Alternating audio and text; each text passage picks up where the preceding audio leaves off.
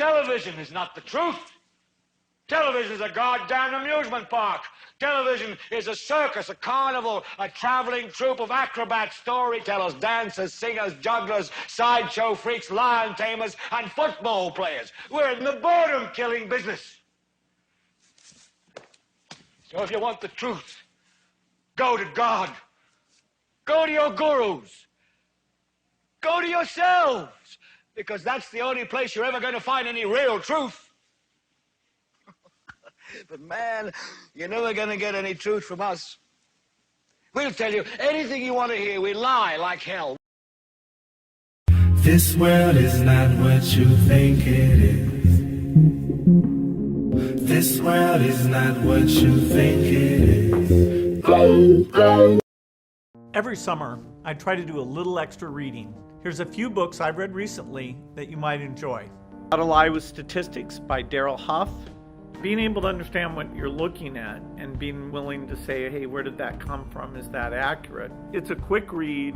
It's got a lot of good examples in it. It's a trip to the past, even though the basic points it makes are still as valid today. I just want to be clear in terms of the definition of people dying of COVID. So the case definition is very simplistic. It means at the time of death, it was a COVID positive diagnosis. So that means that if you were in hospice and had already been given, a few weeks to live, and then you also were found to have COVID, that would be counted as a COVID death. It means that if even if you died of a clear alternate cause, but you had COVID at the same time, it's still listed as a COVID death. So everyone who's listed as a COVID death doesn't mean that that was the cause of the death, but they had COVID at the time of death. I hope that's helpful. How to Lie with Statistics. How to Lie with Statistics. How to Lie with Statistics. Doctors and nurses everywhere freaked out on March 4th when this came out. This is from the National Vital Statistics System, issued by Stephen Schwartz, the director. It started instructing them for the first time in 50 years on how to fill out a death certificate. They had questions, nonetheless, so they started asking those questions. On the 24th, Schwartz came out with, there we go, alert number 2. Remember the date, March 24th. This is important. You're about to see it in action, folks. Okay, there's something everybody who's watching this video needs to understand. Our world has been shut down and the people in it have been manipulated by these numbers right here that are continually being flashed on our screens in back-to-back 24/7 news cycles. These numbers come from the Johns Hopkins University Fear Porn Death Map. For years, it's been reported that universities like Johns Hopkins have been heavily influenced by so-called research dollars from biotech and pharmaceutical companies. And it doesn't take a rocket scientist to realize that the higher these numbers appear on your screen and in the minds of the media influenced masses, the more fear that can be stoked in the hearts of the gullible, and the more likely it'll be that these irrationally fearful people will make irrational decisions and do crazy things like beg governments to throw taxpayer money into the pockets of their big pharma savior in order to produce a vaccine that they'll be all too eager to have injected into their veins and into the veins of their children. It's in the best interest of the powers that shouldn't be, who own and operate every media outlet, the military-industrial complex, and the politicians, to present a number to the public that's as large and as alarming as possible. Remember, these numbers right here are what gives them justification to shut down the entire world. But the question is, how did they get these numbers? Where do they come from? That's where this document comes in.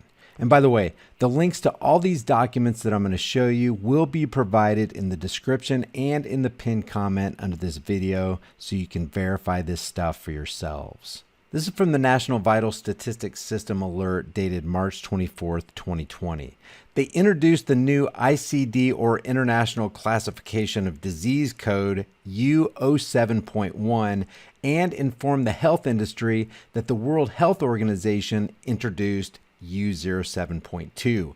Now, U07.1 is where viruses are identified and are assigned to a disease diagnosis of CV-19 confirmed by laboratory testing. And we'll get to that in a second.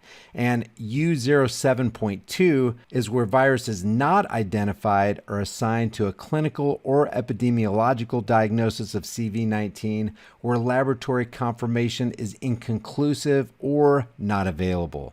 Now, while this form deceptively says because laboratory test results are not typically reported on death certificates in the U.S., NCHS is not planning to implement U07.2 for mortality statistics.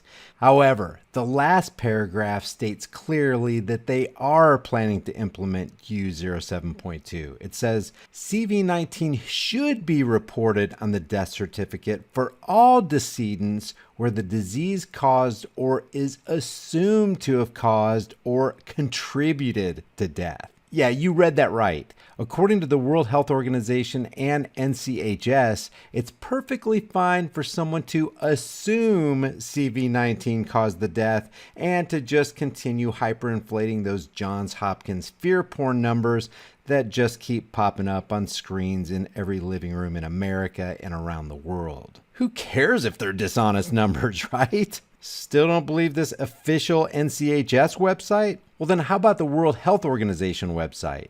An emergency ICD-10 code of U07.1 CV-19 virus identified is assigned to a disease diagnosis of CV-19 confirmed by laboratory testing.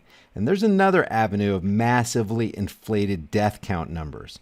U07.1 allows for confirmed laboratory test results to tack on more death count numbers. So what's wrong with that? Because we all know, and mainstream media knows, and the health industry knows, that the laboratory tests are about as trustworthy as hiring Charles Manson and Jeffrey Dahmer to babysit your kids while you're away for the weekend. We're talking about an 80% false positive rate that you can throw onto the Johns Hopkins fear porn number that enables them to perpetuate their tyranny across the land. They say, quote, an emergency ICD-10 code of U07.2 CV-19 virus not identified is assigned to a clinical or epidemiological diagnosis of CV-19 where laboratory confirmation is inconclusive or not available. In other words, was your test inconclusive? Not available? No problem.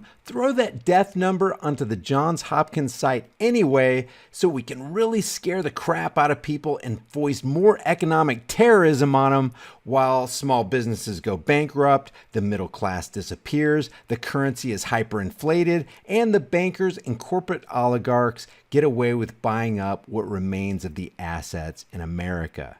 Mainstream media throughout the years has objectively proven by their actions that they are the public relations arm of the military-industrial complex that Eisenhower tried to warn us about. And by their own admission, these numbers are 100% fictitious. So with that as the statistical factual backdrop, check this out. Okay, we got two issues going on here, so I'm going to try and hit them both real quick in the interest of time. Number one, when this started, the World Health Organization released two codes for deaths of COVID-19, U07.1 and 7.2. 7.1 is for a lab-confirmed diagnosis. 7.2 is for presumed or clinical diagnosis. It says it right here. Come down here, April 17th, right? You guys remember that? It was only a few days ago. Anybody remember the death toll? Like what, 30, 40,000? Not according to the CDC. It was 13,130. A third of what you were told on the news. Odd. But here's the kicker. Even this number's padded. You see that 7.1? Uh-oh, they got a little number 1 after it. That means they've done something. Down here, deaths with confirmed or presumed COVID-19 coded to ICD-10 code U07.1. Why not use 7.2? Yeah, real. Why not use 7.2? I'll tell you why in a second. Doctors and nurses everywhere freaked out on March 4th when this came out. This is from the National Vital Statistics System, issued by Stephen Schwartz, the director. It started instructing them for the first time in 50 years on how to fill out a death certificate. They had questions, nonetheless. So they started asking those questions. On the 24th, Schwartz came out with, there we go, alert number 2. Remember the date, March 24th. This is important. You're about to see it in action, folks. So down here, he tells them explicitly, in bold print, or is presumed to have caused or contributed to the death, that it should be put on the death certificate. Now, if you know legalese, that's what they just did to you. There's no punctuation there. So all of that is one thing. So what they're telling you is if COVID-19 is assumed to have contributed to the death, you are to mark it as a COVID-19 death on the death certificate. So out of all these pandemics that actually happened, where we have real data, you get down to the last flu season, 2017, 2018. Did you guys even know that 80,000 people died that flu season? Did you know that almost 1 million Americans were hospitalized? Yeah, most people don't. Because here's the sad part. We're never going to know the real COVID-19 numbers because they're combining them all. So we will never have accurate data. Now, you guys are all down here for this isolation thing, right? I'm going to show you this real quick. July 2020. You see it right there, highlighted. July 2020, volume 26, number 7.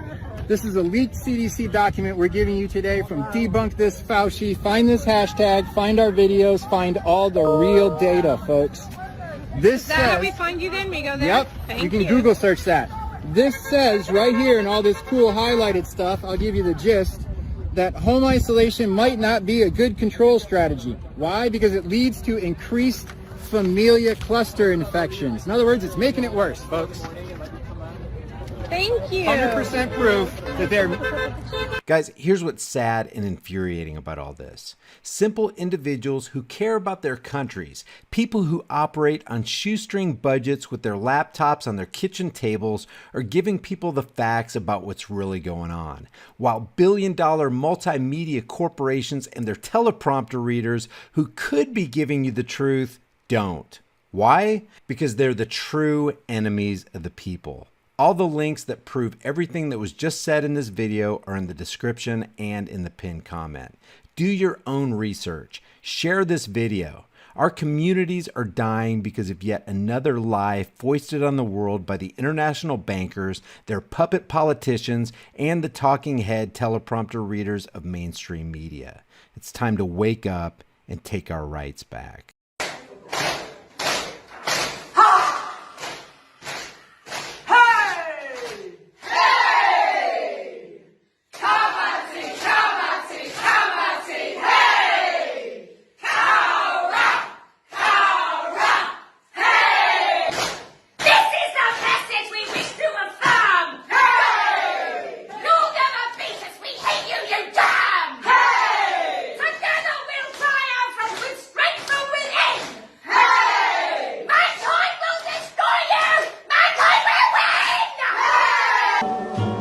Again, don't know where, don't know when, but I know we'll meet again some sunny day.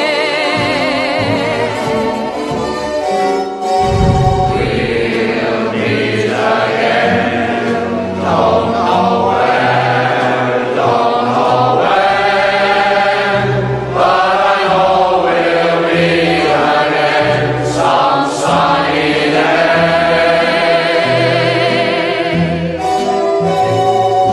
Keep smiling through, just like you always do, till the blue skies hide the dark clouds far away. This world is not what you think it is. This world is not what you think it is.